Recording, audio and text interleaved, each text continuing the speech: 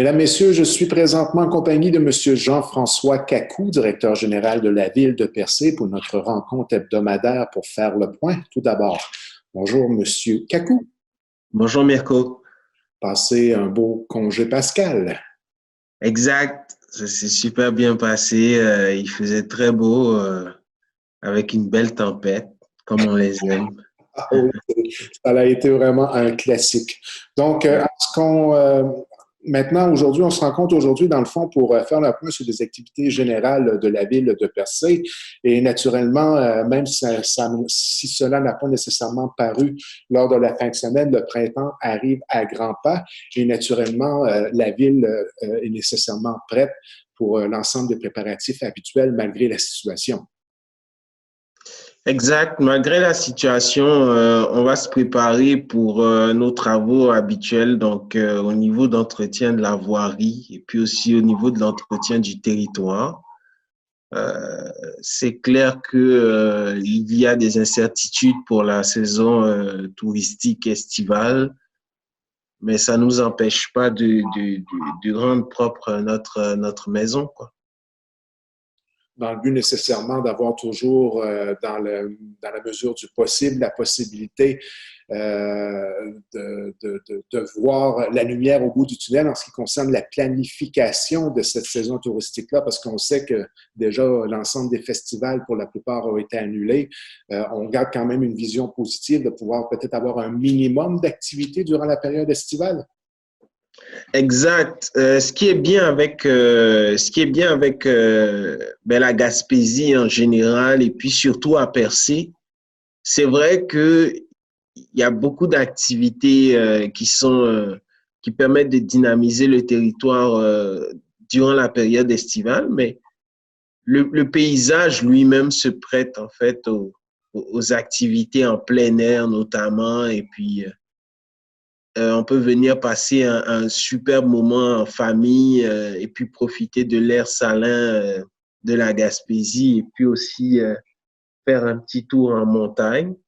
Donc, c'est vraiment un tout en un ici et puis c'est ce qu'on s'efforce de promouvoir dans toutes nos interventions, notamment sur les réseaux sociaux. On a eu le plaisir de partager un peu une vidéo ce week-end, du moins la semaine dernière, pour montrer la beauté du paysage de Percé, pour redonner de l'espoir à tout le monde et puis mettre un peu de baume dans le cœur de tout le monde en disant que peu importe ce qu'on traverse, le soleil sera toujours au rendez-vous, l'air frais sera toujours au rendez-vous, la couleur de notre paysage sera toujours au rendez-vous. Et puis, c'est ça qu'on veut montrer, en fait. C'est ça qu'on veut promouvoir dans ces moments d'incertitude et de crise sanitaire.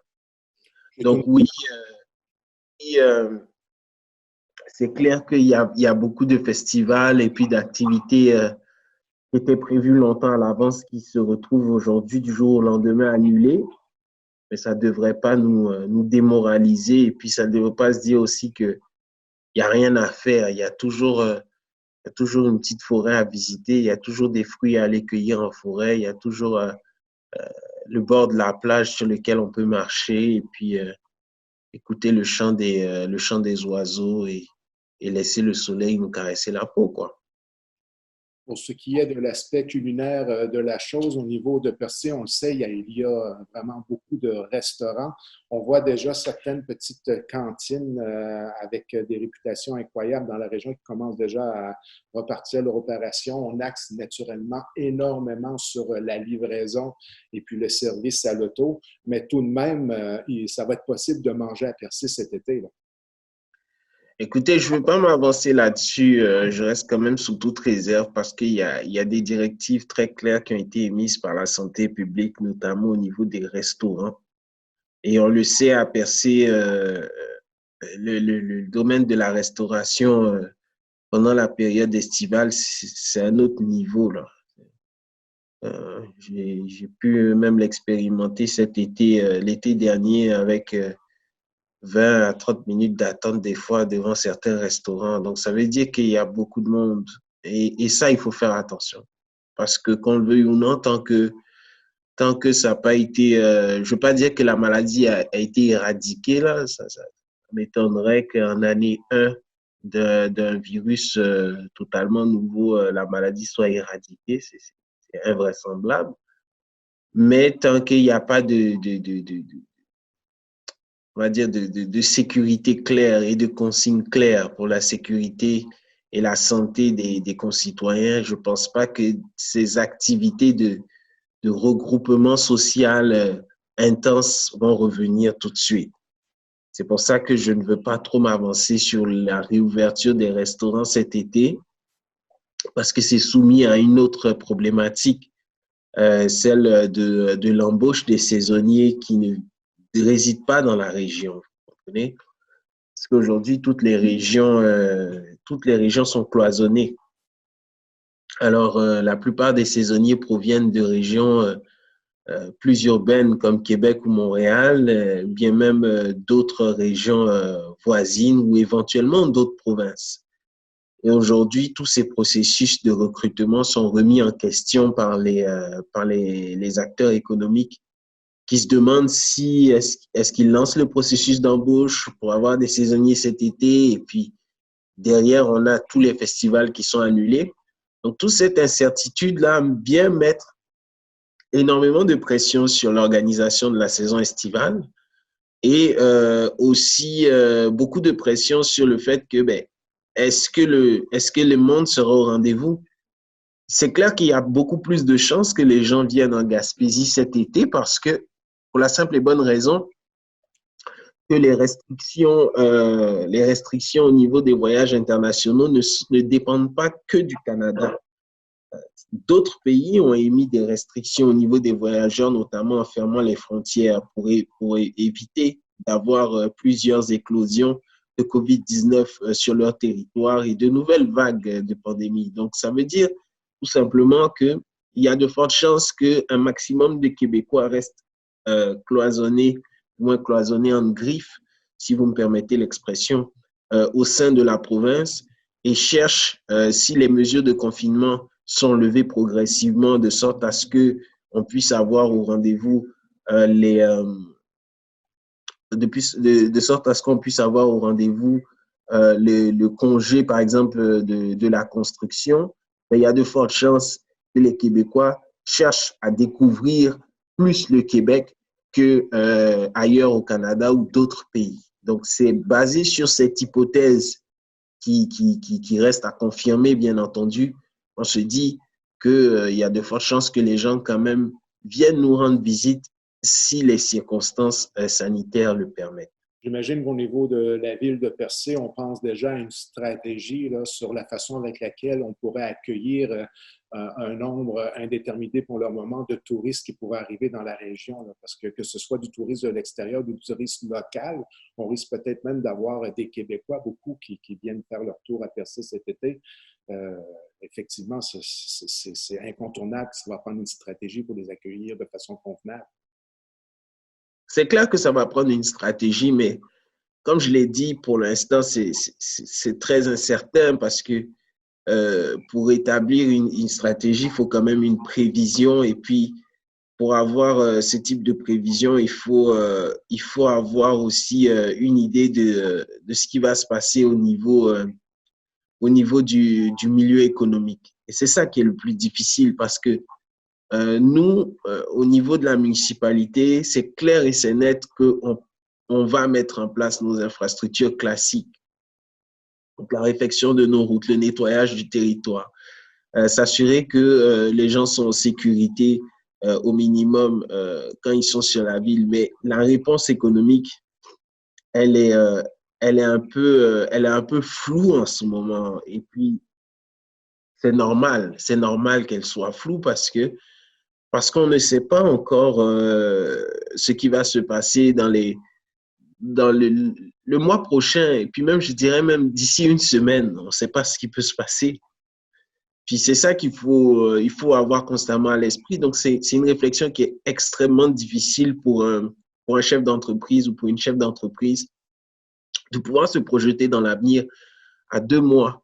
Alors qu'on a toutes des annulations qui viennent. Et puis, si demain, on se retrouve avec plein de Québécois qui viennent à Percé, ben, ça me ramène à ma première observation. Le service, les gens qui travaillent dans ces organisations-là ne sont pas passés éventuellement par un processus d'embauche classique qui se fait généralement à partir de cette période. Vous allez voir que c'est à partir du mois d'avril, du mois de mai que les offres d'emploi pour le travail saisonnier commencent à apparaître un peu partout. Et aujourd'hui, c'est pas le cas, tout simplement. Donc, ça fait que c'est difficile. C'est difficile à prévoir. Et puis, ben, s'il y a des touristes qui viennent, il y aura le service minimum, donc les parcs, etc. Et puis, il y a toujours des organisations comme les coopératives qui sont ouvertes, qui peuvent donner à manger. Et puis, au niveau de l'hébergement, ça va être l'hébergement saisonnier classique, hein, qui est prévu pour les touristes, notamment la location de chalets et tout ça. Mais tout ça reste éventuellement, comme je vous l'ai dit, sous condition d'une levée progressive des mesures de confinement actuelles. Plusieurs semaines déjà, il y a plusieurs semaines déjà, on parlait là, d'une technique de réparation des routes tout à fait spéciale qui va être mise de l'avant à la ville de Percé. Et est-ce que cette technique-là qu'on avait discutée pour excusez-moi l'expression, mais le patchage de l'asphalte à Percé, est-ce que ce projet-là va toujours être mis de l'avant pour une première expérience dans la grande ville de Percé? Effectivement, à 100%, on continue sur notre initiative d'améliorer notre stratégie de réparation de nos routes, notamment au niveau des nids de poules. Donc, on a ces rouleaux-là qu'on attend avec impatience au niveau de l'administration pour commencer à les tester sur nos routes, puis commencer à mettre en place notre projet pilote au niveau du patchage des routes et des nids de poules pour renforcer ces nids de poules, faire en sorte, je dis renforcer ces nids de poules, renforcer la réparation des nids de poules et augmenter la durée de vie des réparations, mais aussi réduire de façon drastique les coûts d'entretien de la voirie sans pour autant baisser en qualité. Comme je vous l'avais dit, quand on avait fait les prévisions, ça représente à peu près 75% d'économie hein, quand cette technologie-là est mise en place et, et effective. Donc, c'est pour ça qu'on est vraiment enthousiaste à l'idée de pouvoir installer ces nouveaux patchs sur nos routes et puis voir le résultat que cela va fournir pour l'état des infrastructures municipales et puis pour le bien-être des citoyens. Depuis le début, oui, de notre entrevue, on parle beaucoup de stratégie. Ben, continuons sur le même sujet. On travaille fort sur la finalisation du plan stratégique de la ville de Percé pour les prochaines années. Ça va super bien. C'est même sur le point d'être terminé, si j'ai bien compris. Effectivement, on est en train de finaliser le plan. Au niveau du contenu, c'est terminé. Donc, on a fini de la rédaction entière. On est au niveau de la mise en page maintenant et de la présentation. Donc, la création d'outils de présentation pour pouvoir présenter cette planification stratégique aux concitoyens. Donc, c'est une planification stratégique qui s'étend sur 4 ans, de 2020 à 2024, et on aura le plaisir de pouvoir la présenter premièrement aux concitoyens, ensuite aux partenaires du milieu, notamment les partenaires institutionnels et économiques, et aussi aux médias locaux et régionaux. Bon, ben c'est merveilleux, M. Kakou. Est-ce que ça fait bien le tour de l'information qu'on voulait donner à la population pour cette semaine? Effectivement, ça fait bien le tour.